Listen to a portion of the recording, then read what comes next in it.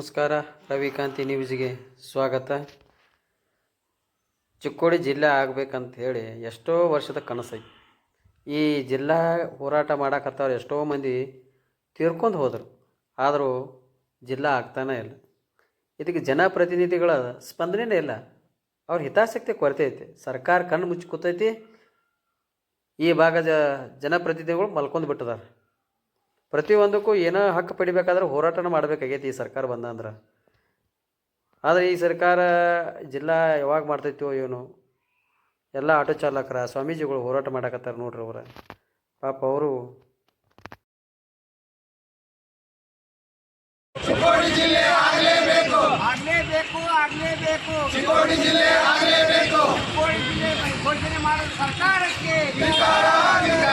ಚಿಕ್ಕೋಡಿ ಜಿಲ್ಲೆ ಘೋಷಣೆ ಮಾಡೋದು ಸರ್ಕಾರಕ್ಕೆ ಬೇಕೇ ಬೇಕು.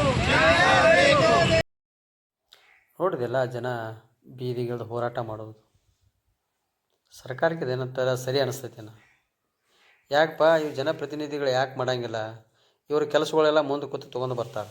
ಇವ್ರಿಗೆ ಬೇಕಾದ ಅನುದಾನಗಳನ್ನು ಮುಂದೆ ಕೂತು ತೊಗೊಂಡು ಬರ್ತಾರೆ. ಯಾಕೆ ಜಿಲ್ಲಾ ತರಕ್ಕೆ ಯಾಕೆ ಆಗಂಗಿಲ್ಲ ಇವ್ರಿಗೆ? ಅಂದ್ರೆ ಜನರನ್ನು ಹುಚ್ಚರಾಗಿ ತೆಗಿತಾರೆ. ಅದು ಗಂಡ ಎಂಟ್ರ ನಡುವ ಕೂರ್ಸ್ ಗಾಸ ಆತಂದು ಜನರನ್ನ ಏನು ಮಾಡತ್ತಾರೆ ಅಂದ್ರೆ ಹುಚ್ಚರಾಗಿ ತೆಗಿಲತ್ತಾರ.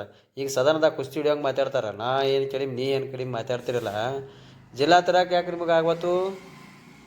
ಅಂದರೆ ಇದು ನಿಮ್ಮದ ಮೊದಲ ಇಚ್ಛಾಶಕ್ತಿ ಇಲ್ಲ. ಇಲ್ಲಿ ಜಿಲ್ಲಾ ಮಾಡೋದು, ಚಿಕ್ಕೋಡಿ ಜಿಲ್ಲಾ ಮಾಡೋದು ಇಚ್ಛಾಶಕ್ತಿನ ಜನಪ್ರತಿನಿಧಿಗಳಿಗೆಲ್ಲ.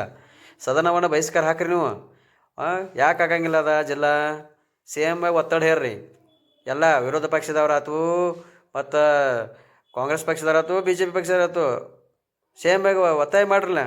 ನೀವು ಜಿಲ್ಲಾ ಮಾಡ್ರನ ನಾವು ಈ ಪಕ್ಷಕ್ಕೆ ಬರೋರು, ಇಲ್ಲ ಅಂದ್ರೆ ಇಲ್ಲ ಅಂತ ಹೇಳ್ರಿ. ಯಾಕೆ ಜಿಲ್ಲಾ ಆಗೋದಿಲ್ಲ? ಅದು ಎಲ್ಲ ಇದೆಲ್ಲ ನಾಟಕವಾಗಿ ಜನರಿಗೆ ತೋರಿಕೆಯಾಗಿ ಇವರೆಲ್ಲ ಹೊಡೆದಾಡೋದು ಬಡ್ದಾಡೋದು, ಅಲ್ಲಿ ಸದನದಾಗ ಕುಸ್ತಿ ಹಿಡಿದು ಹೊರಗೆ ಬಂದು ಮತ್ತು ನಾವು ಯಾರು ಅವ್ರಿಗೆ ಹೆಗಲ ಮ್ಯಾಗ ಹಾಕ್ಕೊಂಡು ಹೋಗೋದು.